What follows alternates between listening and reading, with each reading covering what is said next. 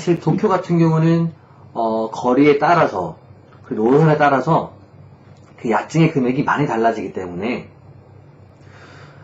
일본의 타 지역에 비해서도 좀 비싸다라고 볼 수 있습니다.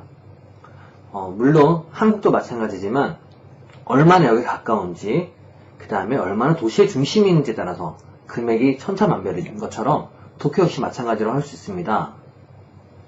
기본적으로 도쿄 중심에서 살고자 하고 그 다음에 여기에서 가까울수록 돈이 많이 올라가는데요. 야증 같은 경우 평균적으로 7만원 정도를 생각을 하셔야지 도쿄 중심 쪽에 살 수 있을 거라고 생각하시면 될 듯 합니다. 사실 야증 7만원이 적은 돈은 아닌데요. 이 야증 7만원에 여러가지 부수적인 전기세, 물세 다 합치고 교통비까지 합치게 되면 네, 싼 돈은 아니죠.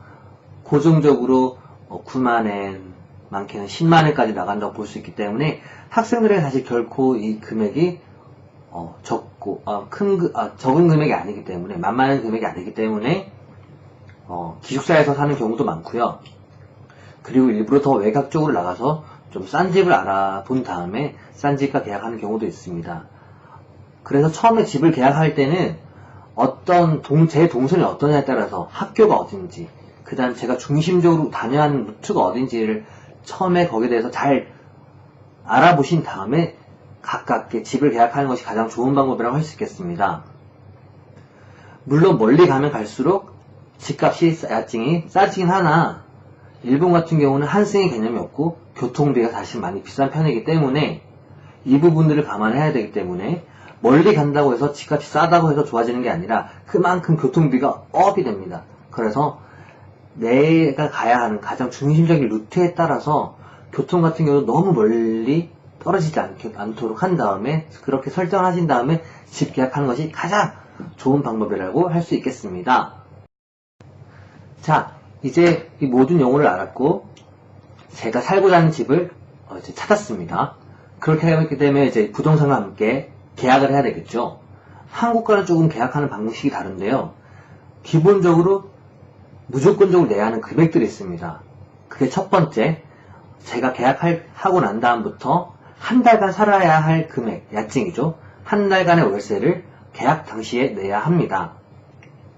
그 다음에 두 번째, 여러가지 조건, 시키킹, 레이킹 같은 경우가 있었겠지만, 만약에 이제 기본적으로 이제 레이킹 없이 시키킹만 있다고 했을 경우에, 시키킹 같은 경우도 보통 기본, 야증의 월세죠. 야증과 같은 금액으로, 돈을 줘야 합니다. 그렇기 때문에, 야증, 시키킹, 같은 금액을 준비를 해야 하고요.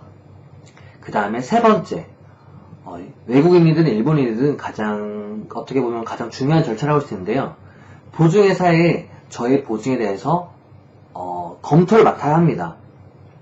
그래서 저희가 어떤지, 지금 직장인인지, 학생인지, 학교는 어디인지, 그 다음에 제 통장의 금액은 얼마였는지, 여러가지 보증회사와 제가, 여러가지 통화를 통해서 저에 대해서 보증회사에 여러가지 정보를 준 다음에 그 보증회사가 저에 대해서 심사를 하고, 오케이, 이 사람 괜찮아, 신뢰 있어. 자, 그러면 그 보증회사가 저의 보증인이 되어주는 거예요. 그렇게 되면 또 그 보증회사에 그 여러가지 사례금을 줘야 합니다. 이거 역시 마찬가지로 기본 야증 한 달치라고 잡으시면 될 것 같습니다. 화재 보험비가 있습니다. 화재 보험비는 기본적으로 얻은 건물을 가든지 제가 기본적으로 내야 하는 금액이고요. 보통 2만원에서 3만원 사이라고 생각하시면 될 듯 합니다. 그 다음에 열쇠 교환비. 물론 이제 제가 이사를 들어오게 되면서 기존에 썼던 현관문이 있기 때문에 물론 이 부분 같은 경우는 제가 변경하지 않을 수도 있지만 웬만하면 변경하는 게 좋겠죠. 저만의 열쇠를 가지고 있는 것이 가장 안전한 거니까요. 그래서 보통 열쇠 교환비도 있는데 이 부분 역시 2만원에서 3만원 정도라고 생각하시면 될 듯 합니다. 자, 오늘 이렇게 일본의 집계약에 대해서 모두 알아봤습니다. 좋은 집에서 사는 것도 중요하지만 얼마나 저에게 잘 맞는 적합한 조건의 집에 사는 것이 아주 중요하겠죠. 그렇기 때문에 살기 전에 사전조사는 필수. 항상 꼼꼼하게 조사를 열심히 잘 하신 다음에 나에게 아주 적합한 살기 좋은 집을 찾을 수 있기를 바라겠습니다. 그리고 저는 또 다음 기회에 좋은 정보 가지고 여러분들에게 찾아올 수 있도록 하겠습니다.